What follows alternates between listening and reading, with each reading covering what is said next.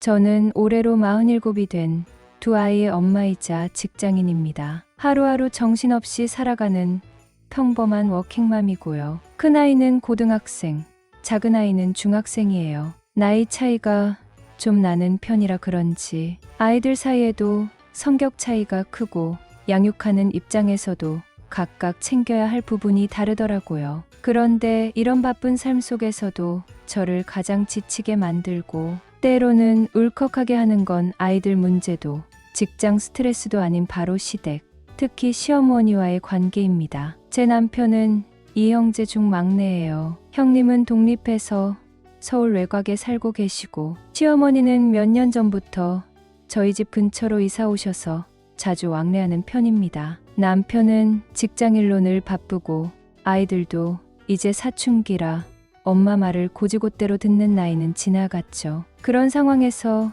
시어머니의 존재는 든든함보다는 오히려 부담으로 느껴질 때가 더 많았습니다. 물론 시어머니께서 연세가 있으시고 외로우실 수 있다는 건 이해해요. 그런데 그 외로움이라는 게 꼭 저를 통해서만 채워져야 하는지, 그 무게가 왜 항상 며느리에게만 지워지는 건지 솔직히 억울할 때도 많았어요. 며칠 전엔 그 억울함이 결국 참지 못하고 터지고 말았습니다. 그날 저는 시어머니께 참지 못할 말을 해버렸어요. 막말이라고 해도 될 정도의 말투로 제 속마음을 드러낸 거죠. 그 순간엔 정말 속이 후련했습니다. 몇 년 동안 쌓이고 쌓였던 감정이 한순간에 폭발하듯 터져나왔거든요. 그런데 며칠이 지난 지금은 마음 한구석이 묵직합니다. 제가 너무했던 건 아닐까. 그 연세 드신 분께 그렇게 대드는 며느리는 또 없지 않을까 하는 죄책감이 자꾸만 밀려와요. 특히 어릴 적부터 어른께 예의 바르게 하라는 말을 귀에 못이 박히도록 듣고 자란 세대다 보니 더 그런 것 같아요. 그렇다고 제가 아무 이유 없이 감정 폭발을 한 건 아니었습니다. 저희 시어머니는 참 표가 나는 분이세요. 겉으로는 아무렇지 않은 척 하시지만 행동 하나하나의 속내가 다 드러나거든요. 예를 들면 식사할 때 맛있는 반찬이나 좋아하는 음식은 늘 제 아들 밥그릇 가까이에 놓으세요. 처음엔 우연인가 싶었는데 몇 년을 지켜보니 그게 의도적인 것 같더라고요. 딸아이와 아들이 동시에 밥상 앞에 앉아 있어도 더 나은 것을 아들 쪽으로 밀어주는 걸 보면 마음이 서운하지 않을 수 없었습니다. 딸이 뭔가 잘못하면 기집애가 하며 말끝을 흐리시거나 대놓고 핀잔을 주시는 반면 아들이 사고를 쳐도 애가 원래 좀 그런 게 있다며 넘기세요. 저희 남편이 옆에서 그만하라고 해도 못 들은 척 하시고 다음 날이면 언제 그랬냐는 듯 행동하십니다. 저는 그걸 몇 년 동안 모른 척하고 넘겼지만 제 딸아이는 그걸 고스란히 느끼며 자라왔어요. 아이가 어느 날 조용히 물었거든요. 왜 할머니는 오빠만 좋아해? 그 한마디에 제 마음이 쿵 하고 내려앉더라고요. 아이가 그걸 느꼈다는 사실이 너무 마음 아팠어요. 그 순간부터 저는 시어머니를 다시 보기 시작했습니다. 제가 지금 이렇게 글을 쓰는 이유는 그날의 막말이 정말 저만의 이기적인 감정이었는지 아니면 엄마로서 너무나 당연했던 감정 표현이었는지 알고 싶어서예요. 물론 지금도 마음 한켠은 시원한 게 사실입니다. 하지만 동시에 죄책감도 큽니다. 그래서 여러분들께 판단을 부탁드려요. 제 이야기를 읽고 솔직한 의견을 주시면 좋겠습니다. 그런 일들이 반복되다 보니 저는 시댁에 가는 일이 점점 부담스럽고 피곤한 일이 되어버렸습니다. 단지 명절이나 기념일 뿐 아니라 평소에 인사차 한번 들르는 것조차도 마음이 편하지 않았어요. 저는 사실 그런 마음을 드러내지 않으려고 늘 노력했습니다. 아무리 속이 상해도 시어머니 앞에서는 웃는 낯으로 행동했고 아이들 앞에서는 어른을 존중하라는 태도를 보여주려 했었어요. 그런데 그게 가능했던 건 아주 잠깐이었고 그 뒤로는 속이 뒤집히는 상황이 너무 자주 벌어지면서 감정을 더는 감추기가 힘들어졌죠. 시어머니는 절대 무뚝뚝한 성격이 아니세요. 딸아이가 무언가를 잘했을 때는 분명히 칭찬도 하셨어요. 한 번은 딸아이가 학교에서 영어 경시대회에서 상장을 받아왔는데 그걸 보고는 와, 우리 손녀 대단하다. 우리 집에서 이런 상 타온 애가 어딨냐며 박수를 쳐주셨거든요. 그때는 저도 정말 감동했고 아이도 기분이 좋아서인지 하루 종일 싱글벙글했죠. 그 모습을 보면서 저는 그래, 우리 시어머니도 다정한 분이시고 손녀를 충분히 예뻐해 주실 수 있구나 하고 생각했었어요. 하지만 문제는 그런 칭찬이 언제나 뒤따르는 비교와 속내로 인해 무게를 잃는다는 거예요. 사실 제 딸아이는 아들보다 조금 더 야무진 편이에요. 어릴 때부터 혼자서 할 수 있는 일을 알아서 척척 해내는 아이였고 학교 생활도 착실히 잘 해냈습니다. 학업 성적도 언제나 중상위권 이상이었고 선생님들에게도 인사성 바르다고 칭찬을 많이 받았죠. 반면 아들은 조금 느긋하고 덜렁대는 구석이 있어서 종종 숙제를 깜빡하거나 시험 기간에도 게임을 하느라 혼이 나곤 했어요. 저는 두 아이 모두를 공평하게 키우려고 노력했지만 자식이라는 게 말처럼 똑같이 자라지는 않더라고요. 그런데 그 차이를 시어머니가 받아들이지 못하고 딸보다는 아들에게 기대를 더 걸고 있다는 걸 매번 느낄 수 있었습니다. 딸아이가 상장을 받아온 날도 처음엔 기분 좋게 시작했는데 나중엔 시어머니 입에서 근데 아들놈은 왜 맨날 상장이 없냐? 좀 분발해야겠다는 말이 나왔어요. 저는 그런 말을 대놓고 들으면서도 웃고 넘기려고 애썼습니다. 그런데 아이들 앞에서 그런 이야기를 하니 저도 속에서 불이 치솟더라고요. 딸아이는 조용히 앉아 있었지만 눈빛이 흔들리는 게 보였고 아들은 무안한 얼굴로 고개를 푹 숙였어요. 저는 그 순간에도 시어머니께 뭐라 하지 않았어요. 그저 아이들이 상처받지 않기만을 바랐을 뿐이에요. 그날 집에 돌아오는 차 안에서 딸아이가 말없이 상방만 바라보는 모습을 보며 저는 정말 미안했죠. 엄마로서 내가 더 단호했어야 하나, 아니면 아이들 데리고 아예 시댁을 피했어야 하나, 마음이 복잡했습니다. 시어머니의 그런 태도는 단순한 편애를 넘어서 어떤 고정관념의 반영 같았어요. 아들은 이래야 하고 딸은 저래야 한다는 오래된 생각. 저는 그게 너무 불편했어요. 제가 아무리 말해도 변하지 않는 그분의 시선과 태도에 지치고 또 지쳤습니다. 남편도 그런 문제에 대해 알고 있었지만 자신의 엄마니까 쉽게 뭐라 하지 못하고 늘 중립적인 입장을 고수했어요. 그래서 결국 모든 감정의 소용돌이는 저 혼자 끌어안아야 했던 거죠. 아이들이 겪는 불편함까지 감당해야 하는 입장에서 저는 더 이상 시댁에서의 시간이 따뜻한 가족의 시간이 아니라 조용히 견디는 참을성의 시간처럼 느껴졌습니다. 저희 아주버님은 올해 52살이세요. 한때는 작지만 나름 안정적인 인쇄소에서 일하시기도 했지만 경기가 나빠지면서 인쇄소 문을 닫게 된 이후론 정규직 일자리는 거의 구하기 힘들었다고 해요. 지금은 주로 일용직으로 생계를 꾸리시고 밤에는 대리운전까지 하시면서 정말 몸이 부서지도록 사시는 중이죠. 하루하루가 피로에 찌들 법도 한데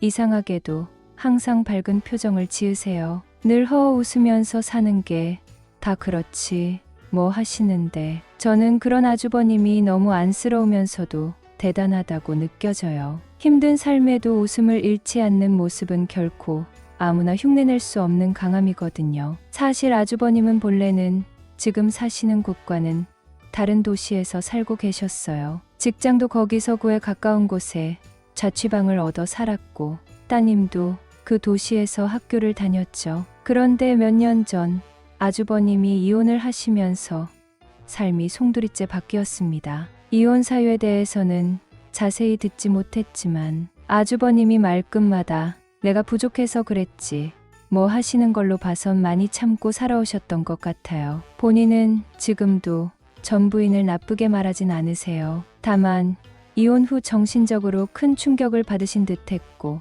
딸아이도 함께 큰 상처를 입었죠. 그 충격의 여파는 딸아이에게도 고스란히 전해졌습니다. 원래는 꽤 괜찮은 회사에 다니며 꾸준히 일하던 친구였어요. 성격이 조용하면서도 책임감 강하고 사회생활도 원만하게 하던 편이었는데 이혼 후 심하게 무너졌다고 하더군요. 하루아침에 직장 생활을 접고 방 안에서만 지내게 되었다는 이야기를 아주버님께 들었을 때는 저도 마음이 아팠어요. 부모의 이혼이라는 사건이 아이에게 얼마나 큰 충격이 될 수 있는지를 새삼 느꼈습니다. 그래서일까요? 아주버님은 무너진 딸아이를 지켜보다 못해 결국 직장을 접고 이사까지 감행하셨던 겁니다. 조금이라도 새로운 환경에서 아이가 회복되길 바랐던 거겠죠. 지금은 저희 집 근처로 이사를 오셔서 왕래도 잦아졌습니다. 그런데 딸아이는 여전히 일상에 적응하지 못하고 힘들어하고 있어요. 사실 딸아이는 어릴 때부터 부모의 갈등을 고스란히 목격하며 자랐다고 해요. 아주버님도 그걸 무척 가슴 아파하시더라고요. 그렇게 어린 시절부터 마음에 금이 간 채로 자라다 보니 친구 관계도 원만하지 못했고 학창 시절에도 무단결석이 잦았다고 들었어요. 급기야는 출석 일수를 맞추기 위해 겨우겨우 학교를 졸업했다고 하니 얼마나 상처받은 채 방황했는지 짐작이 되었습니다. 아주버님이 가끔 내 딸이지만 미안한 마음밖에 없다 하시는 걸 보면 딸아이의 삶이 무너진 게 마치 본인의 책임처럼 느껴지시는 모양이었어요. 하지만 저는 그렇게까지 자책하실 필요는 없다고 생각해요. 사람마다 사정이 있고 살다 보면 뜻대로 안 되는 일도 많잖아요. 그런데도 아주버님은 자꾸만 자신을 탓하시며 딸아이를 더 보듬어 주시려 애쓰고 계세요. 요즘도 대리운전 끝내고 집에 오면 피곤한 몸을 이끌고 딸아이 밥을 챙기고 함께 산책도 나가세요. 그런 걸 보면 아주버님은 단순히 좋은 사람이 아니라 정말 훌륭한 아버지이신 것 같아요. 말없이 헌신하면서도 절대 누군가에게 책임을 전가하지 않는 그런 분, 세상에 몇이나 있을까요? 아주버님과 조카아이가 저희 집 근처로 이사를 오고 나서부터 저희 가족의 일상에도 조금씩 변화가 찾아왔어요. 부모님의 이혼이라는 큰 상처를 안고 있던 조카는 처음엔 눈빛도 어둡고 말수도 적었습니다. 아니, 말이 적다기보다는 벽을 치는 느낌이었죠. 누가 다가가도 단번에 마음을 여는 법이 없고 어른들이 다가가면 말끝을 날카롭게 세우거나 피식 웃어넘기기 일쑤였어요. 아주버님은 그런 아이가 늘 마음에 걸리셨는지 퇴근하고 집에 돌아오면 애를 데리고 손 꼭 잡고 동네를 산책하시곤 했습니다. 그 모습을 보면 마음이 짠해지더라고요. 저 아이가 얼마나 외롭고 아팠을까 싶었거든요. 그래서 저도 조금씩 마음을 열고 다가가 보기로 했어요. 처음엔 뭐가 그리 어색한지 눈도 제대로 못 마주치더니 고기가 구워지자 슬슬 젓가락을 들더라고요. 그날 이후로 저는 틈날 때마다 아이와 단둘이 시간을 보내려고 노력했습니다. 책도 같이 사러 가고 옷가게에 데려가서 이거 내 스타일 아냐? 하며 장난도 쳤죠. 아이가 웃는 모습을 보니 저도 마음이 녹았어요. 그렇게 천천히 정말 서서히지만 조카와 저 사이엔 말로 설명할 수 없는 유대감이 싹트기 시작했어요. 처음에는 저희 아이들과도 조금은 어색했어요. 아무래도 오랜 시간 떨어져 살았고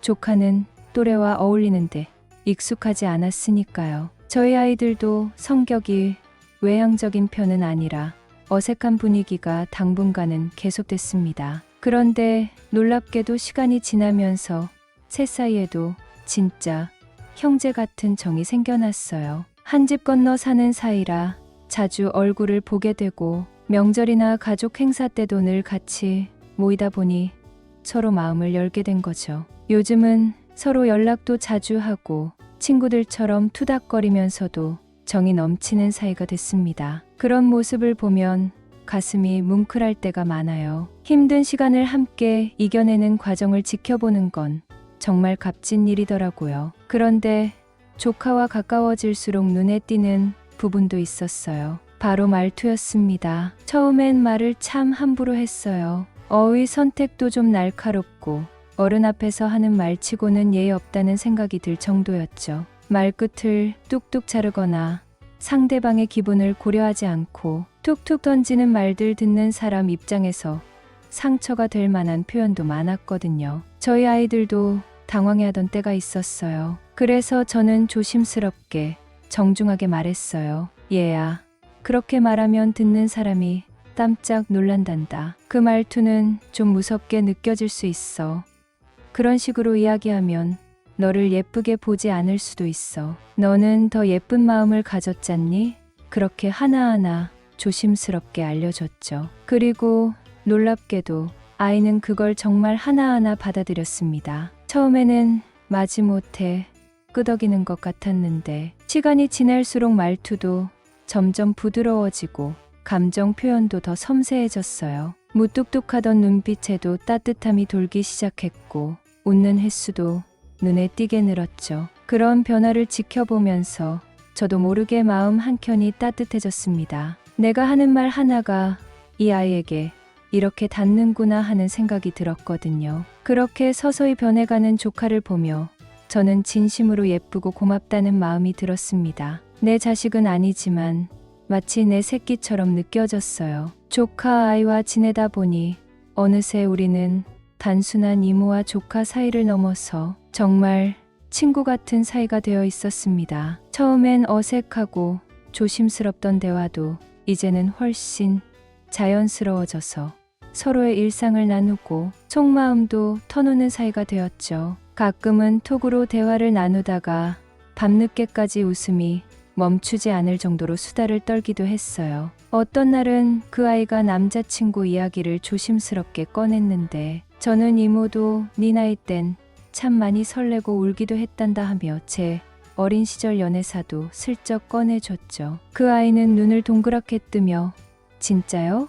이모도 첫사랑 있었어요? 하고 묻곤 했고 저는 마치 여고생이 된 듯한 기분으로 웃으며 고개를 끄덕였어요. 참 이상하죠. 나이를 먹어도 누군가와 소중한 시간을 나누면 마음은 다시 소녀처럼 돌아가는 것 같아요. 그렇게 서로의 삶을 조금씩 공유하면서 어느새 제 일상에 조카가 자리 잡기 시작했습니다. 아이도 점점 밝아지고 자신감을 찾는 게 보였고요. 그런데 며칠 전 조카가 패스트푸드점에서 아르바이트를 시작했다고 하더라고요. 저는 속으로 걱정이 먼저 들었습니다. 아직 어리고 학교 다니는 것도 겨우 적응해가는 참이었는데 혹시 무리하는 건 아닐까 싶었죠. 그래서 조심스럽게 괜찮겠어? 공부도 하고 일도 하려면 힘들 텐데 물었더니 아이는 활짝 웃으며 저 이제 진짜 어른 되고 싶어요. 돈도 벌어보고 싶고 스스로 해내보고 싶어요 라고 말하더라고요. 그 말에 마음이 찡했습니다. 그런 생각을 품고 있다는 게 기특하면서도 한편으로는 마음이 아팠거든요. 알고 보니 아주버님의 집안 사정이 생각보다 훨씬 더 안 좋더라고요. 아주버님은 이혼 후에 전처에게 거의 모든 재산을 넘겨주다시피 하고 나온 상태였고 위자료며 양육비며 턱없이 부족한 돈으로 아이 하나 데리고 새 출발을 하셨던 거예요. 전처는 그 뒤로도 연락을 끊은 채 살아가고 있다 들었는데 아주버님은 원망보다는 체념에 가까운 얼굴이셨어요. 그냥 내가 선택한 사람이었으니 감수해야죠라며 웃는데 그 웃음 속엔 씁쓸함이 배어 있었죠. 저는 말은 못했지만 마음 한쪽이 너무 아팠어요. 얼마나 많은 밤을 힘들게 지새웠을까요? 얼마나 많은 날을 고개 숙이고 살았을까요? 그런 상황이다 보니 딸에게 충분한 용돈을 주는 것도 부담스러운 일이었나 봐요. 조카가 아르바이트를 하겠다고 하자 아주버님은 며칠을 고민하다 결국 부모 동의서에 서명을 해주셨대요. 그런데 그 과정에서도 미안하다. 아빠가 능력이 없어서 내가 벌어야 하다니 하며 말끝을 흐리셨다더라고요. 조카는 그런 아빠가 더 안쓰러웠는지 오히려 아빠, 내가 일하는 거 좋아해. 돈 버는 것도 재밌을 것 같아라며 씩 웃으며 위로해줬다고 해요. 그 이야기를 들은 저는 눈물이 날 뻔했습니다. 저런 속 깊은 마음을 가진 아이가 이렇게 힘든 상황 속에서도 씩씩하게 자기 자리를 만들어가고 있다는 게 너무 대견하고 안타까웠거든요. 그래서 저는 조카에게 따뜻한 말도 해주고 싶었고 몰래 작은 선물도 해주고 싶었어요. 조카가 처음 알바를 시작한 날 저는 아이 몰래 가게에 들러서 햄버거 세트를 주문하며 여기 일하는 친구 참 친절하네요 하고 말해줬죠. 아이는 깜짝 놀라면서도 마스크 속으로 활짝 웃었고 저는 그 순간만큼은 이 아이가 이 세상에서 가장 자랑스러운 아이처럼 느껴졌습니다. 남편은 아주버님과는 어릴 때부터 친구처럼 지냈다고 합니다. 비록 나이 차는 조금 있지만 장난도 잘 치고 어려운 일 있으면 속 얘기도 나누는 사이라 형제간의 우애가 남다른 편이죠. 그래서 종종 주말 저녁이면 남편과 아주버님이 마주 앉아 소주 한 잔 기울이며 이런저런 이야기를 나누곤 했습니다. 저는 그 모습이 보기 좋았어요. 가족이란 게 그렇게 서로 기대고 의지하며 사는 거잖아요. 아주버님의 상황이 상황인 만큼 조카가 아직 고등학생이라는 신분으로 아르바이트를 한다는 소식을 들었을 땐 사실 저도 마음이 편하지만은 않았습니다. 하지만 집안 사정이 그런 걸 어떡하겠어요. 오히려 조카가 기특하고 대견스럽다고 느껴졌죠. 솔직히 요즘 세상에서 고등학생이 알바하는 게 그렇게 이상한 일도 아닙니다. 물론 학업에만 집중하는 게 가장 바람직하다고는 하지만 꼭 모두가 정해진 틀 안에서 살아야 하는 건 아니잖아요. 대학이 인생의 전부도 아니고 좋은 직장만이 성공의 유일한 기준도 아니라고 생각해요. 아이가 사회에 조금 일찍 발을 딛고 자신만의 방식으로 삶을 배워가는 거라면 저는 충분히 응원할 수 있습니다. 그리고 조카 아이는 그런 길을 택했지만 분명 그 안에서 자신을 세워가고 있었어요. 적어도 제 눈엔 그렇게 보였습니다. 그런데 그런 평온함은 오래가지 않았습니다. 하루는 시어머니께 전화가 걸려왔는데 목소리에서부터 뭔가 심상치 않은 기운이 느껴졌습니다. 전화를 받자마자 다짜고짜 물으시더라고요. 어디서 알바를 하는 거야? 돈은 얼마나 번대? 너무 갑작스러운 질문이라 잠시 당황했지만 저는 최대한 담담하게 대답했습니다. 저도 자세히는 몰라요. 어머니, 본인도 조심스럽게 하고 있는 것 같고요. 그런데 제 대답이 끝나자마자 시어머니가 내뱉은 말이 저를 정말 얼어붙게 만들었습니다. 그래서 그 돈, 지 애비한테 잘 갖다 바치고는 있대니? 그 순간 저는 말문이 턱 막혔습니다. 바치다니요? 바치다니요? 저는 그 단어 하나에 정신이 멍해졌어요. 겨우 고등학생인 아이가 자신 용돈 조금 벌겠다고 아르바이트를 시작한 건데 그걸 두고 바친다고 말하다니요? 도대체 무슨 생각으로 그런 표현을 하시는 걸까요?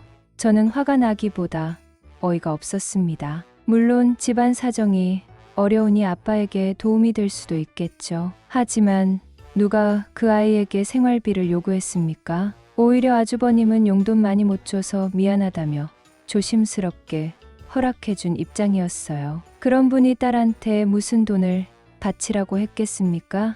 아니, 바치라는 말 자체가 사람을 종 취급하는 말 아닙니까? 시어머니의 그 말에는 무심한 듯한 비아냥이 섞여 있었어요. 저는 그 순간 이게 단순히 조카 이야기만이 아니라는 걸 깨달았습니다. 이건 조카를 향한 판단이자 결국은 아주버님을 향한 무언의 비난이었어요. 집안의 맏아들로서 번듯한 가장이 되지 못하고 이혼하고 딸 하나 간신히 키우고 있는 아주버님을 못마땅하게 생각하고 계셨던 거죠. 아무리 자식이라도 돈 한 푼 변변히 못 버는 모습은 못마땅하고 부끄러운 존재로 보셨던 게 분명했습니다. 그래서 조카가 번 돈을 바치고 있냐고 돈으로라도 체면을 세워야 한다고 생각하셨던 거죠. 저는 속이 부글부글 끓었습니다. 평소엔 조용히 계시던 시어머니가 어쩌다 이렇게 냉정한 말을 하실까 싶었죠. 그리고 또 한편으로는 저희 딸에게 하셨던 말들이 떠올랐습니다. 기집애가 시끄럽다.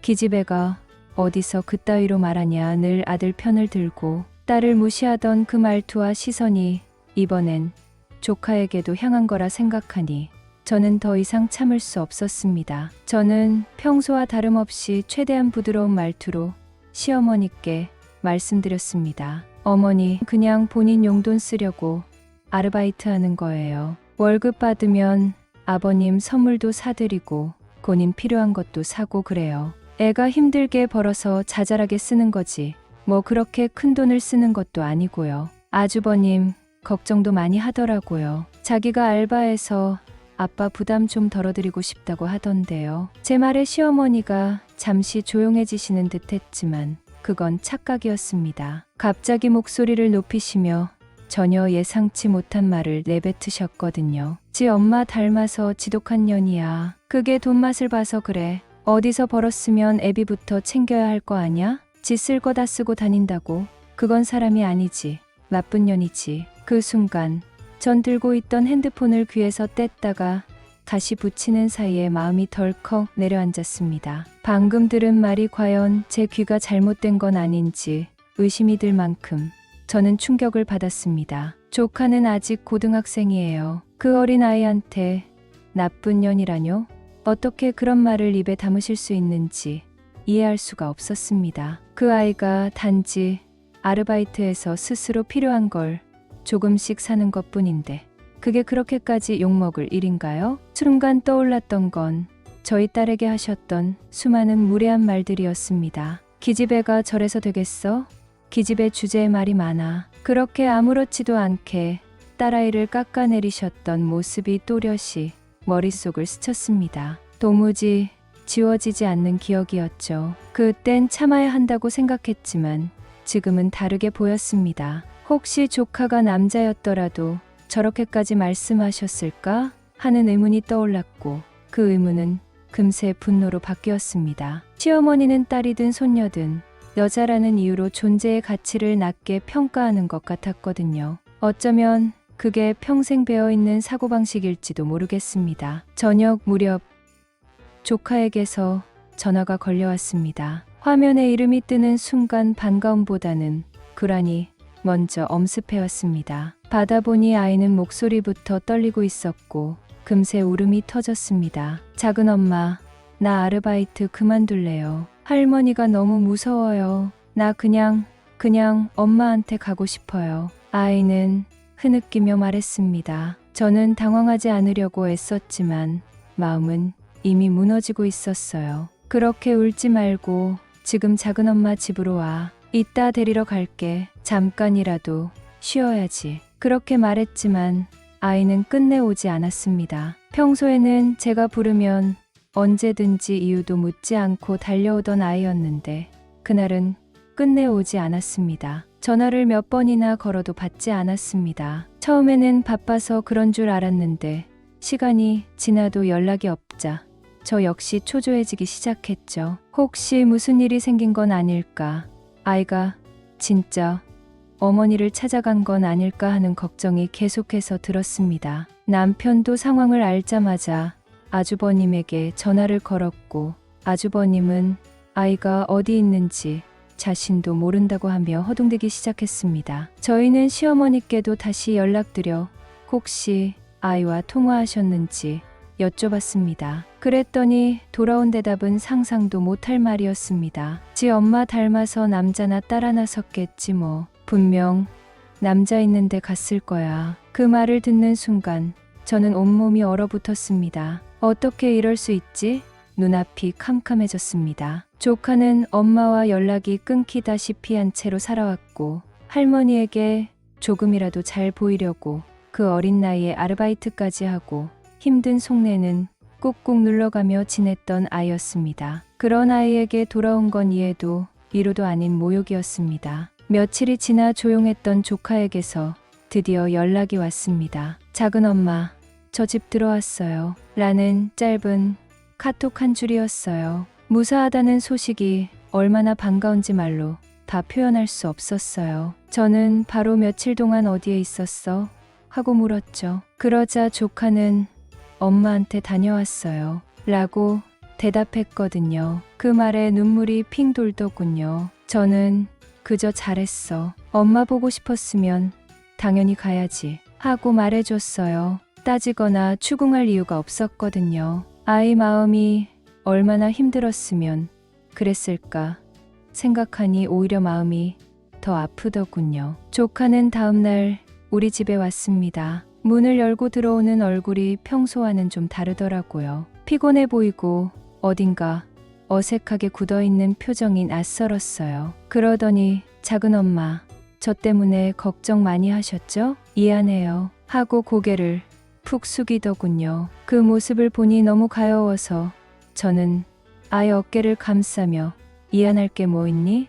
엄마가 보고 싶어서 갔다 왔잖아. 마음 가는 대로 한 걸 후회하지 마 하고 말해줬어요. 그렇게 말은 했지만 제 안에서는 시어머니에 대한 분노가 치밀어 올랐습니다. 이 착한 아이를 눈물 나게 만든 사람이 다름 아닌 그분이라는 사실에 참을 수 없었어요. 조카는 제 무릎에 얼굴을 묻더니 조용히 흐느끼기 시작했거든요. 작은 엄마, 나 그냥 다 포기하고 싶었어요. 할머니 말 듣고 나니까 진짜 내가 쓰레기 같고 내가 잘못 태어난 것 같고 진짜 힘들었어요. 하고 아이가 말하더라고요. 저는 아이 등을 토닥이며 말했어요. 그런 말 믿지 마. 넌 누구보다 착하고 예쁜 아이지. 작은 엄마가 제일 잘 알아. 그런 소리 한 사람보다 너는 훨씬 괜찮은 사람이야. 저도 그만 눈물이 났네요. 조카는 여전히 부모 이혼의 상처에서 벗어나지 못한 채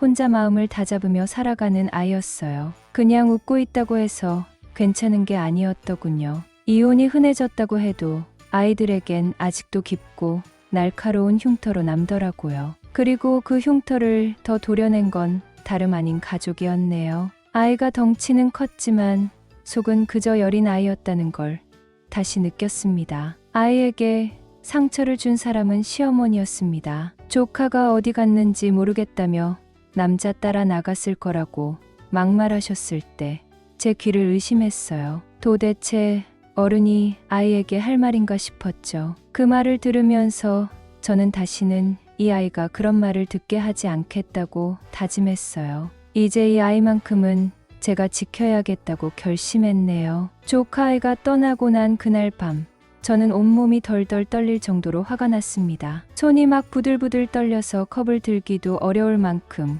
분노가 치밀어 올랐거든요. 저는 참지 못하고 시어머니에게 전화를 걸었습니다. 숨을 한번 깊게 들이쉰 뒤 인사도 생략하고 바로 말문을 열었어요. 도대체 왜 그러셨냐고요, 어머니. 그 아이한테 도대체 왜 그렇게까지 하셔야 했냐고요. 저는 제 목소리가 떨리는 것도 느껴졌습니다. 그리고는 가슴 속에 담아뒀던 말을 그대로 쏟아냈어요. 안 그래도 아이 처지가 얼마나 안쓰러운데 왜 그렇게 상처 주시는 말씀을 하세요? 그런 말 들으면 아이가 도대체 어떻게 느끼겠어요? 그런데 시어머니는 단 한치도 물러서지 않으셨어요. 단호하게 그리고 거침없이 말씀하시더군요.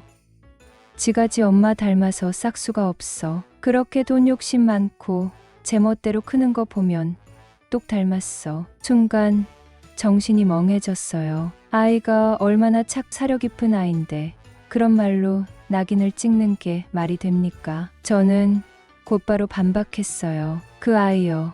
착하기만 한 애예요. 아빠한테 용돈 받는 것도 미안해서 혼자 돈 벌겠다고 나서내라고요. 그 돈으로 친구들이랑 밥도 먹고 아주버님 선물도 사주고 싶어서 열심히 일하는 애인데 그 돈을 왜 갖다 바치라는 소리를 들어야 해요? 그랬더니 시어머니는 옛날 얘기를 꺼내기 시작하셨어요. 우리는 어려웠을 때 다 그랬어. 집이 힘들면 나가서 돈 벌어오고 부모한테 보탰지. 그게 당연했어. 저는 그 말을 듣고 할 말을 잃었죠. 한숨부터 나왔어요. 그리고 천천히 하지만 분명하게 말했어요. 지금이 어느 때인데요. 어머니, 세상이 그렇게 흘러가지 않잖아요. 요즘은요.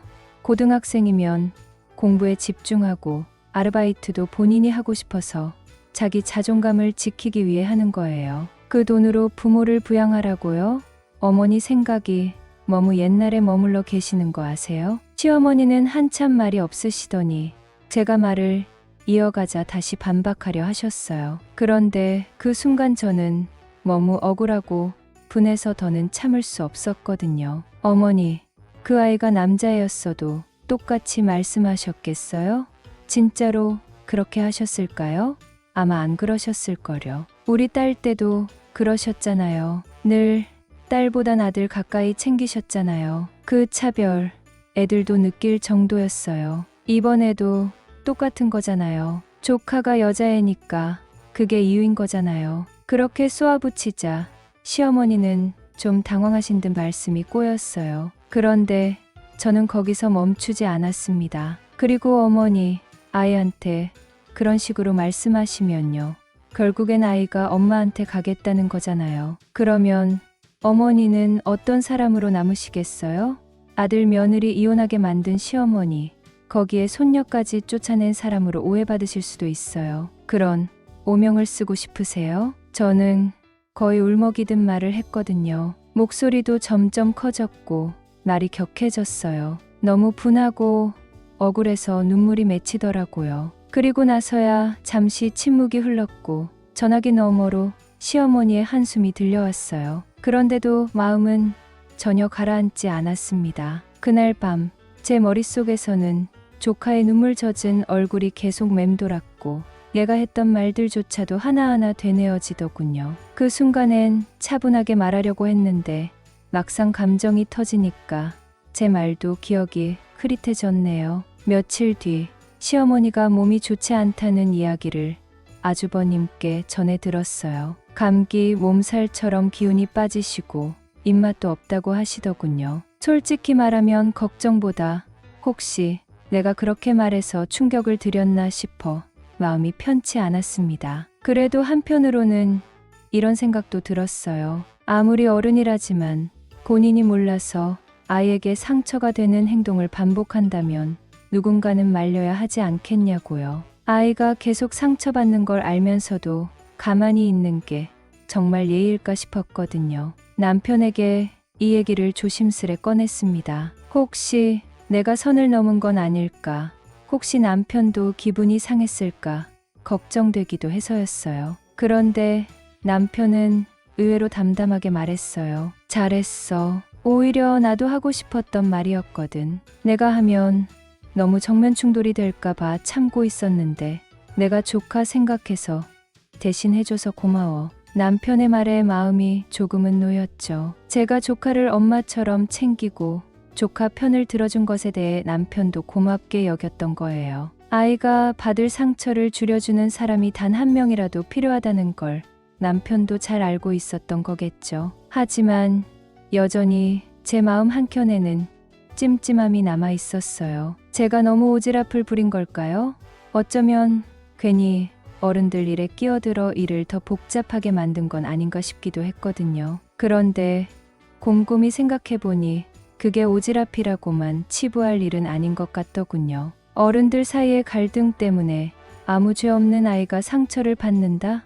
그건 그냥 지나칠 수 있는 일이 아니잖아요. 더군다나 그 상처는 겉으론 멀쩡해 보여도 속에서 계속 곪고 또 곪아서 결국엔 큰 흉터로 남는다는 걸 저는 누구보다 잘 알고 있었어요. 만약 제가 가만히 있었더라면 아이는 자기 잘못도 아닌 일로 죄책감을 느꼈을 거예요. 이 싸움은 내 잘못도 있다는 식으로 몰아붙이며 아이에게 상처를 주면 그건 어른으로서 정말 무책임한 일 아닐까요? 저는 아이들이 어른들 문제에 휘말려 죄책감과 슬픔에 시달리는 걸 몇 번이나 봤거든요. 아무리 이해심 많은 아이여도 그런 감정은 쉽게 회복되지 않아요. 그 마음속 깊은 곳에 나는 문제아인가?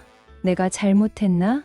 하는 생각이 뿌리처럼 남아있는 걸 수도 있더라고요. 앞으로는 시어머니의 언행을 더 꼼꼼하게 지켜볼 거예요. 막장며느리라는 소리를 듣더라도 시어머니가 누군가에게 상처 주는 행동을 한다면 그건 반드시 짚고 넘어가려 합니다. 물론 저도 시어머니가 다정한 면이 있고 가족을 위하는 마음도 있다는 걸 알아요. 하지만 그것만으로 모든 말과 행동이 정당화될 수는 없잖아요. 자식이라고 손주라고 무조건 참기만 해야 하는 건 아니잖아요. 혹시라도 지금 제가 잘못 생각하고 있는 부분이 있다면 여러분께서 조언을 부탁드립니다. 제가 너무 감정에 휘둘려서 큰 그림을 보지 못하고 있는 것일 수도 있으니까요. 그래도 저는 믿고 있어요. 아이들을 위해 바른 어른이 되는 건 누가 시켜서 하는 일이 아니라 우리가 선택해서 해야 하는 일이란 거요. 조카가 앞으로도 건강하게